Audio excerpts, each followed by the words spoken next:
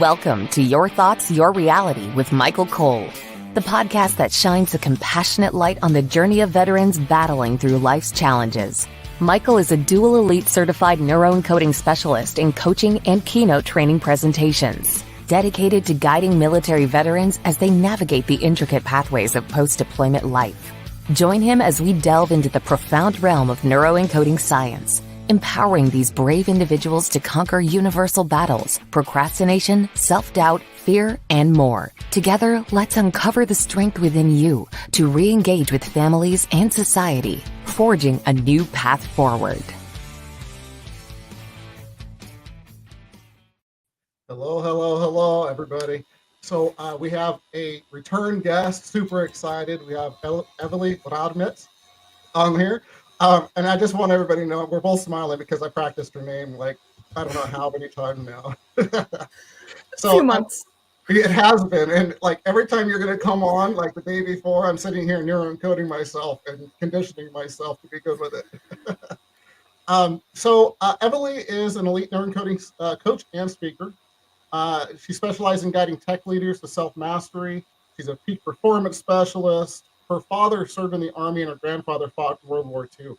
And we had an amazing, if you guys haven't seen it, go back, watch the other one. It was just an amazing podcast. It was a treat. So, Everly, thank you for being on and tell us a little bit more about yourself. Thank you for having me back. And Absolutely. Yes, last time was a blast. It was fun. About me. So last time I shared about, and as you kindly shared, that my dad was in the Army and my grandfather was in the World War II. I have not served in the Army. However, I am a mom of 3, so it kind of feels sometimes, being pushed to my boundaries. And I think being a leader, well, being a mom or a dad is the most challenging leader position you can have, right? To Amen. Guide and lead those little people. So a little bit about myself as the leader type. I've worked in managerial positions, been a leader, product development, marketing, sales, everything. So the leader type resonates with me. And there are challenges, as in the Army they might show up as well, like the domineering personality types and like closed personalities usually, and after seeing trauma and like a lot of responsibilities. Neuroencoding has been my key path to serving myself, my kids, and I guess that's why we're here today to talk about that, right? Absolutely. So thank you for sharing that, first of all. And I think for both of us, neuroencoding really has impacted our lives dramatically compared to where we were before and how we use it every day still. Can you talk a little bit about that? So my when I was in survival mode and my world was coming to an end, so to say, my mom was dying and I just lost my grandmother who raised me, and my daughter was diagnosed like severely ill. I just lost it. And as luck would have it, or divine intervention, or I don't know what to call it, neuroencoding was introduced to me. And my gut said that I get to grab it, what's been given, and put it to use. And so I did. And thanks to that, I was able to pull myself out of what I would now really call living hell, because the loved ones dying, fear of loss of a child, and not sleeping with little. It was like being in war for me, at least. And not only that, well, I wasn't able to save my mom, but I was able to coach and guide my daughter back to health. Fantastic. So thanks to those two. So what is you don't follow. So what was the thing we should talk about? I can't hear you well right now for some reason. Can you hear me now? Now I can. I can. Ask me again, please. Thank you. What were some of the things that helped with your daughter? If you don't mind me just kind of going that route. Yep. So silencing the inner critic, I think, is the key. Like the voice in our head, depending on how we grow up and what happens to us in our lifetime. The neuroencoding tools have helped her silence the inner critic more, basically boosting self-love, self-acceptance, and being kinder towards herself. Right? Love it. Same here. Love it. And this belief we have, I think it's trained into us from school already. Like, discipline is good, it's necessary, but it can be unhealthy as well when we start beating ourselves up and like breaking our bodies and willpower and everything, demanding too much, being too hard on ourselves. Because at one point you're like, I'm done with this. Like, I can't, I know I'm tired of beating myself up. And then we look elsewhere to silence those things. And like, my family history has alcoholics in them. So alcoholism runs in my family. And I'm really honest, like at one point when I was in my 20s, I got scared. Like, will that be my path as well? Right. From war times and silencing the critic and everything that I've seen and witnessed in my life as well. And the neuroencoding tools work wonders. So we don't need to go for those destructive, silent, pacifying things. Mm-hmm. The neuroencoding, those top technique, like being kinder, breaking the pattern of thought, realizing that I am not my thoughts, and like how our thinking creates how we feel and how we show up in the world. Absolutely. So, yeah. So thank you for sharing that. So with your daughter specifically, were there certain, and share this if you're okay with it, of course, and if you're not, I respect that as well. How old is your daughter now? She's going to be 18 now. Okay. So you've been through the parenting cycle. So congratulations. Thank you. It's been an honor. And Let's celebrate. Let's celebrate. So can we talk about maybe some of those techniques that you use with your daughter that we use in all of our coaching practices, neuroencoding, specialists? Mm-hmm. Can we talk about, because that was going to be our focus today, can we talk about some of those techniques? And we could even use an example, possibly, if you're okay with it. I'll throw you under the bus here. And I'll just show you an example, and you can give me a technique that you use specifically. How's that sound? Sure. Yeah, awesome. Go. All right, let me think of something. So military veteran gets out of the military, comes home. Mm-hmm. Everybody's changed in the household. So because they've been separated and everybody has grown in their own ways. What is a technique that you would suggest that you could use when you first come back, you're feeling a little anxious, a little overwhelmed, just at the thought or the possibility of what that's going to be like before you even actually maybe get home? The thoughts, because that's why I'm diving into the transition part here. The thoughts that we tell ourselves, right? The meaning we give it. What are some skills or activities, whatever you want to call them, that maybe they could use? Everything, great question and great example. Everything begins with intent. And in neuroencoding, we call it, what do you want? Because where our focus goes, our energy flows. And usually, well, especially trauma responses, and because the brain is focused on negative things to keep us surviving, alive. Mm-hmm. So we're used to saying what we don't want. But the key thing is when you're returning home, well, we know connection is important, but regulating yourself as well. But everything begins from, what do I want? When I get home, like, to visualize how you would like things to be, how you show up, and to get practical. Let's say, like, you've set the intent, how you want to get home, like how you want to greet people, how you would like the whole scenario to go. And anxiety might pop up, right? All kinds of feelings. The easiest way to change your state is through physiology, because our thoughts create our feelings, and feelings are created in the body. And when we feel them, they're there. So the easiest way is to get out of the body, like break that pattern. So, and that's usually done by changing your body position rapidly. Like, you could jump up and down. If you're sitting, jump up fast. And usually then we do the power pose, like Superman, Superwoman. Just like look up and smile, because we feel our body in a good way. Could you do the Superman pose? So- we paused just for a second there. Yeah, please. Mm-hmm. So you stretch your arms out, shoulders back, stretch, look up, put a smile on your face. There are so many muscles in the face that tell your body, like, that face is smiling. You better listen. Through the vagus nerve, it's gonna send like an order to your gut, make those happy chemicals now, happy hormones. And that's what you do before you enter that room, enter the door. Confidence from that pose, 25% boost in testosterone. When you push your shoulders back like that, you're more confident, meaning settled in, relaxed, aligned with yourself, and then the smile, and you show up as you, I would like to say. I love that. I love that because it's the And real.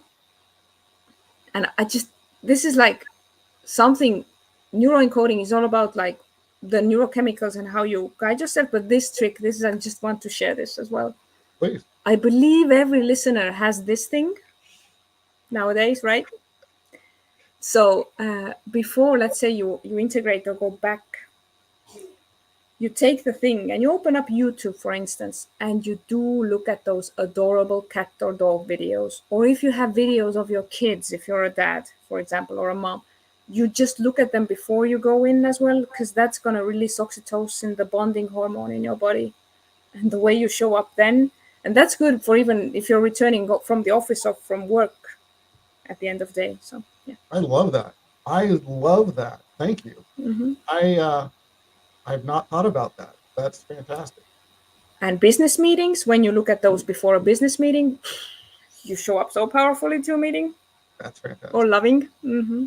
Yeah, that's one of the best tips I've heard on the show so far. That's really good. And I'll take that. Easy. Yeah, hey, please do. There's a reason we have Emily on this show, ladies and gentlemen. So thank you. So you walk through the door. Anxiety's kicking in a little bit after a couple of minutes because you just listened and watched the little, kitties or whatever. So you walk through and you feel that creeping in a little bit. What would you suggest at that point? And I'm kind of just walking through a scenario. You walk back into the door, you're feeling good, and then all of a sudden you start feeling, your mind starts going, and you start feeling that anxiety or something a little bit. What could you do? Now, scientifically, breathing. I think a lot of soldiers and veterans know about the box breath. Box breathing, right? 4 seconds in, 4 seconds. But I have even something more efficient. That's the most efficient, scientifically, neuroscience proven breathing technique. I'm going to explain it. So you do this effective when anxiety or even a panic attack is going to kick in. You do this. You breathe in through your nose.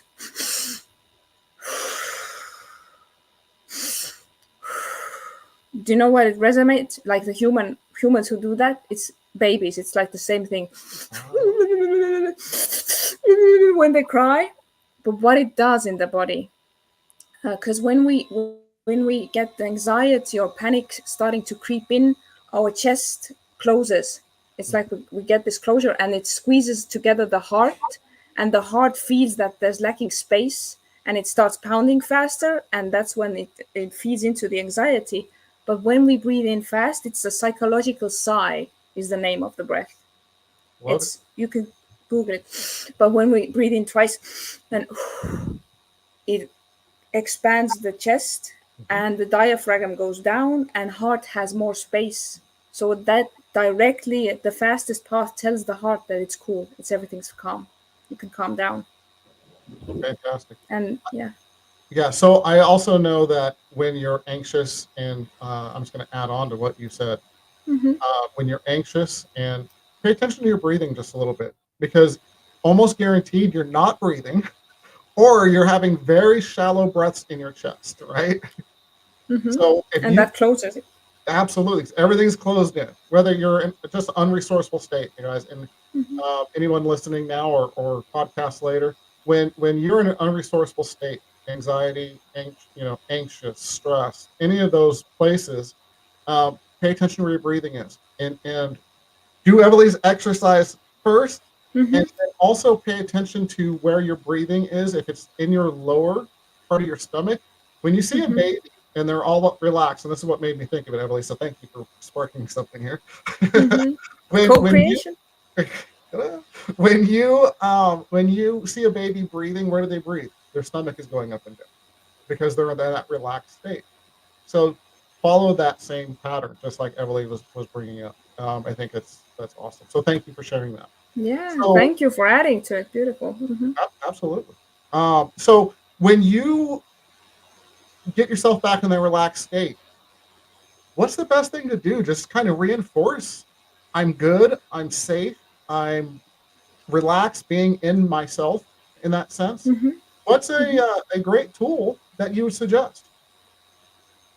For what now? Sorry, for anchoring that in. For anchoring. That feeling, that sensation, because you've kind of reframed. I'm okay now. I'm Yeah. okay. I'm in a good place. Yeah. How do you anchor that so that you can be resourceful and go back to that whenever you want?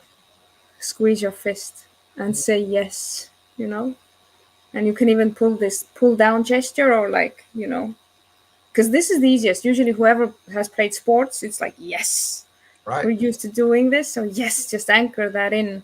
And of course, praise yourself, because whatever you do, the brain, like, you praise yourself, might look silly, but if you do it, your brain's like, that felt good, and asks like, what preceded that? And like, you just did something for yourself.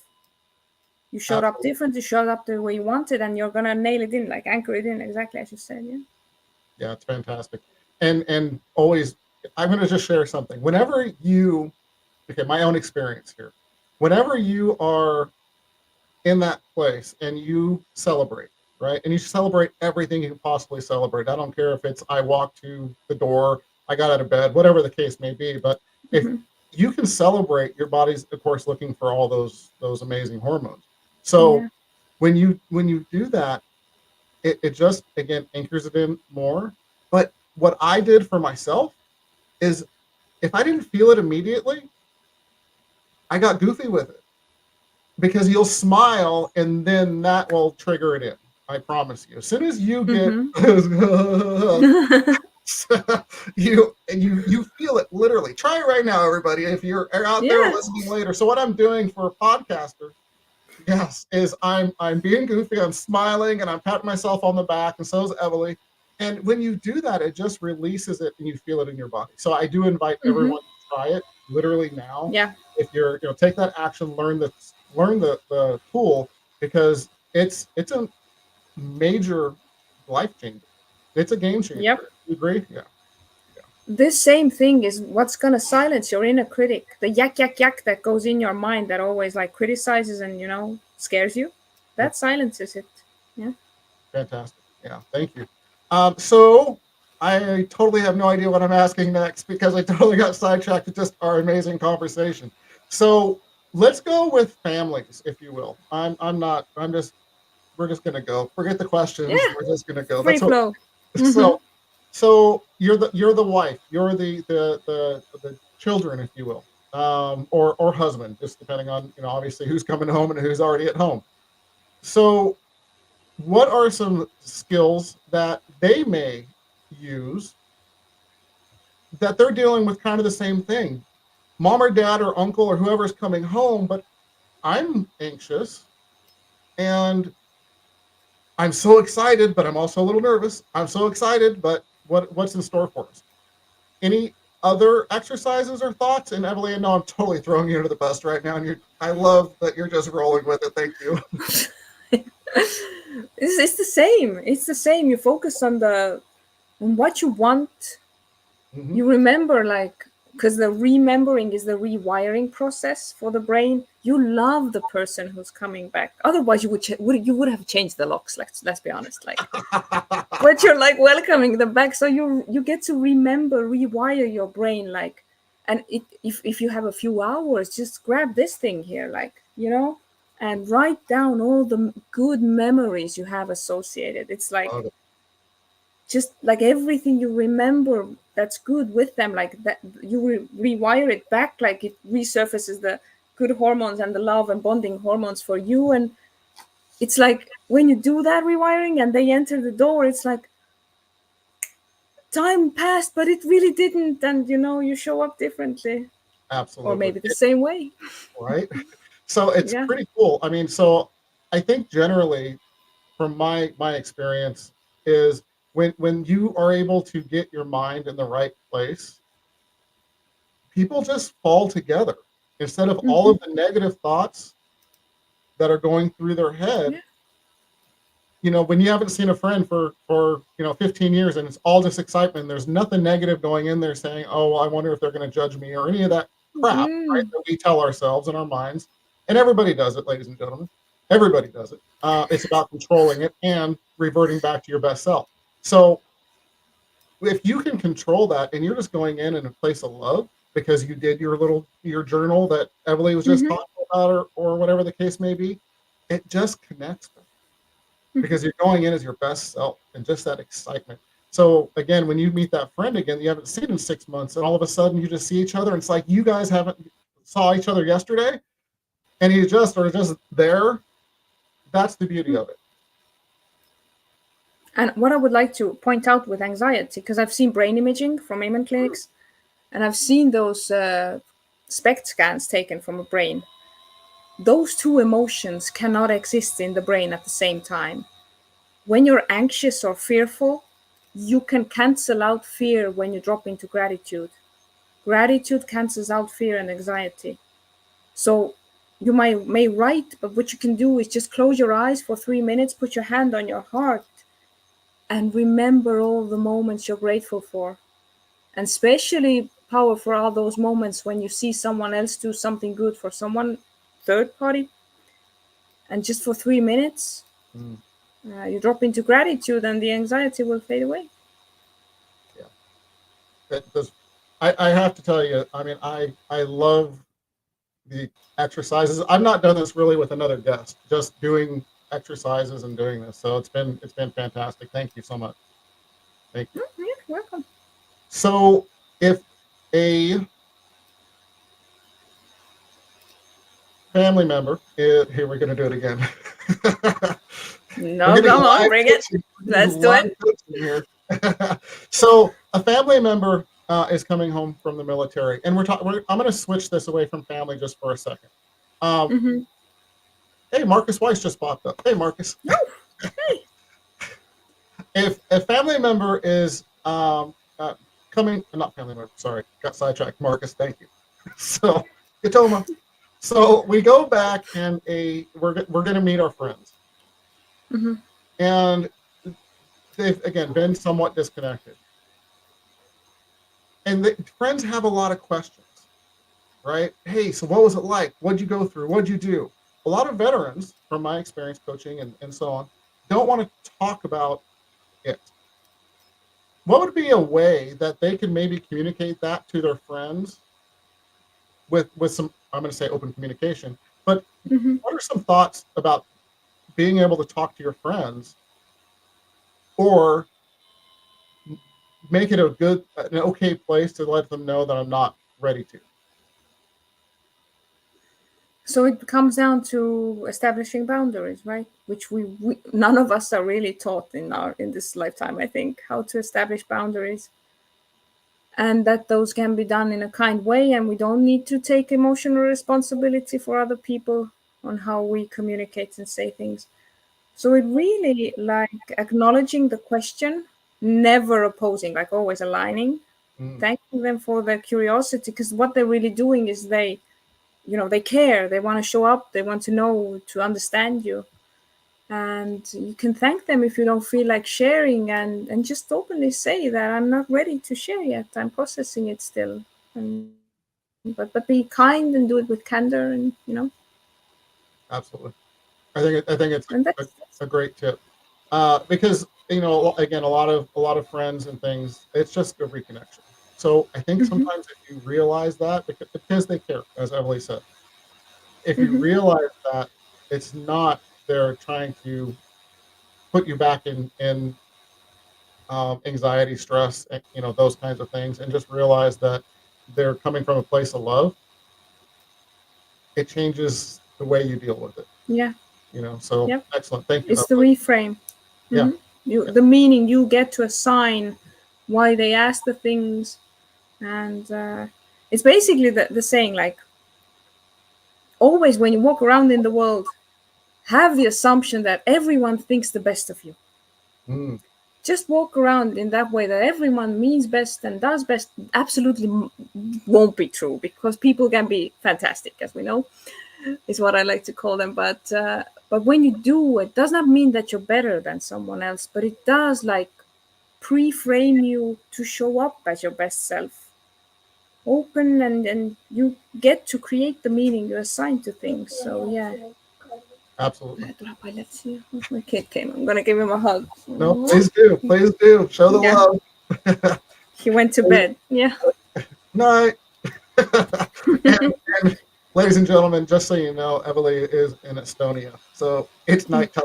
Oh yeah, it's nighttime. Yeah, soon. Yeah, so thank you for doing this. Great advice. And also, ladies and gentlemen, we're not editing any of this. This just happens. Dogs bark. Yes. Life be lifing, as Les Brown says.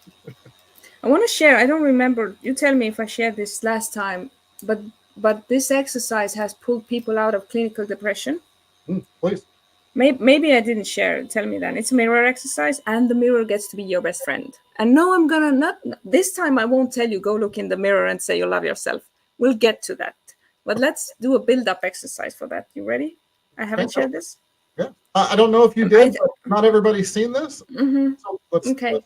It's a so I think it might be useful for veterans, because it's been useful for my dad and for myself as well. It consists of 3 parts. And first part is you go look in the mirror. You say your name.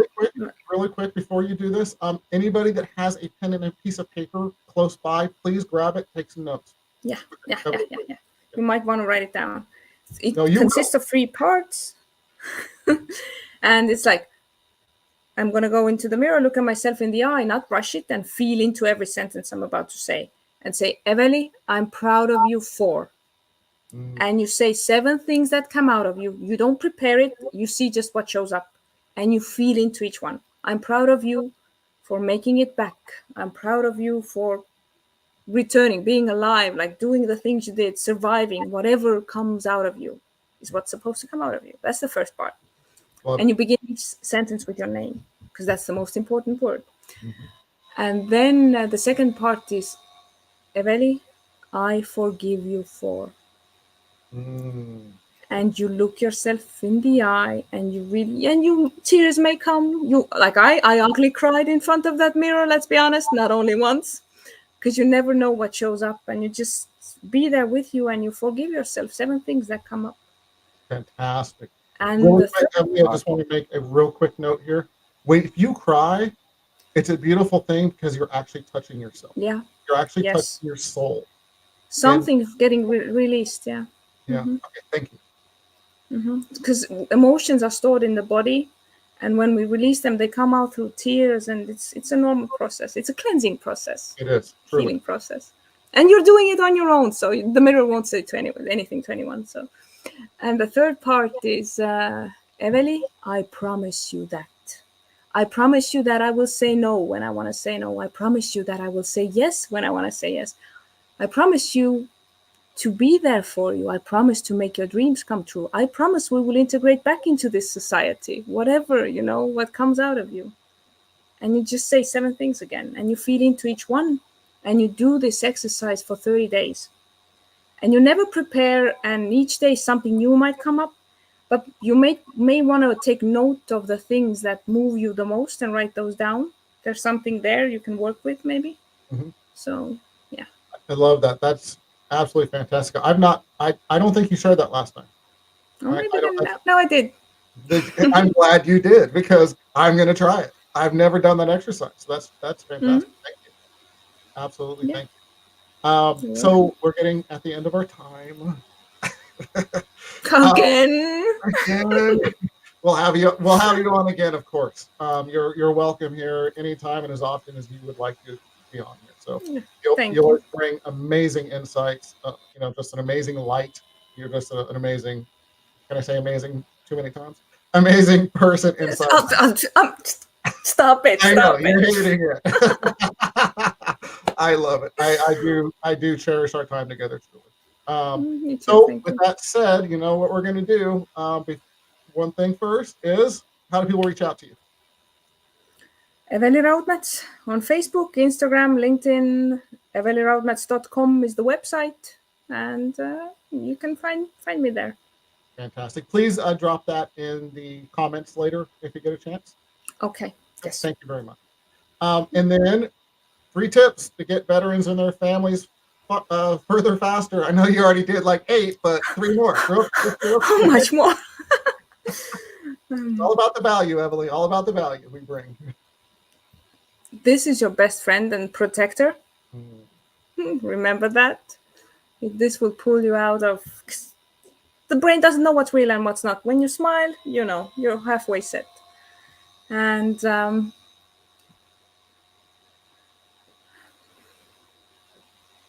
forgive yourself. Do the exercise. Forgive yourself whatever needs to be or gets to be forgiven. And be the creator of your reality by mastering your thoughts. What Michael's all about here. So awesome. Thank you so much. So as always, you know, our time as humans, the most precious resource. We don't get it back. And I know you're there late at night. So thank you for the time you spent with us. Appreciate it. Thank you. I'm honored. Thank you. We'll talk to you very soon. And everybody, we are out of here. Woo-hoo-hoo, bye! Pat, freaking awesome. Thank you for joining us on another insightful journey of Your Thoughts, Your Reality podcast with your host, Michael Cole. We hope the conversation sparked some thoughts that resonate with you. To dive deeper into empowering your thoughts and enhancing your reality, visit empowerperformancestrategies.com. Remember, your thoughts shape your reality, so make them count. Until next time, stay inspired and keep creating the reality you desire. Catch you on the next episode.